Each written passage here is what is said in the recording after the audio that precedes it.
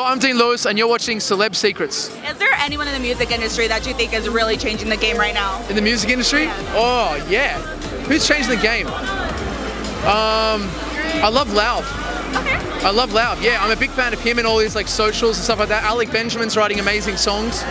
Yeah, big fan of those two guys. And who do you take inspiration from for your music, or is it just from yourself that you take inspiration from? No, it's totally it's from lots of things. Like sometimes it can be from a new song that you hear that's a completely different genre that's just great. Yeah. But a lot of time it's like Oasis and Bruce Springsteen and like even like the old kook stuff. I've been finding myself going back and listening a lot, but yeah, that's probably like Springsteen and stuff. So I get a lot of it's from, and just basic songwriting.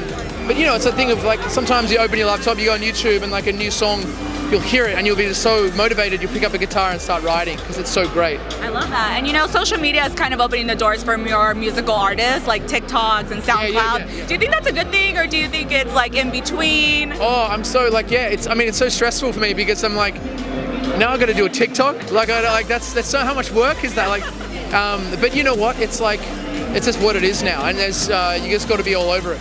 So, or try to be. So, yeah. But I just try to focus on writing.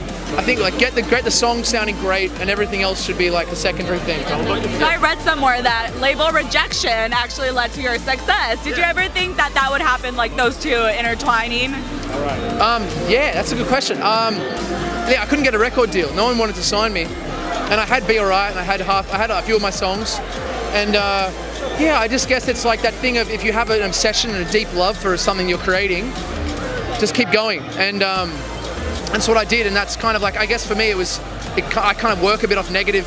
I'm like, oh, they think I can't do it, I'm going to prove I can, you know, and it's not healthy, but sometimes it can help you, you know. And I also read you now write down like your goals and your aspirations and all of that. Yeah. When did that start, and why did you start doing that? I guess I didn't have like direction in my life, and every day you sort of wake up and just didn't really have an action for the day, and just so I started trying to write things down and a plan, and I felt like I was so productive. You know, even now, like with songwriting, like you spend 2 hours in the morning writing, you can get done so much work. You know what I mean? And it's amazing what a small amount of direction can naturally lead to. So all that stuff really helps me, and I post about it a lot with my fans, trying to tell them just little things that I found that work for me. I love that. And are we gonna have any new music this year? You know, it's a new decade. Yeah. Yeah, well, I've had like 3-4 months off to write, and I think like May or something. I'm not sure, it might move, but like that's the plan, is to have a song around then. So yeah, hopefully I get something that's record one that sounds good enough to put out. So that's the plan.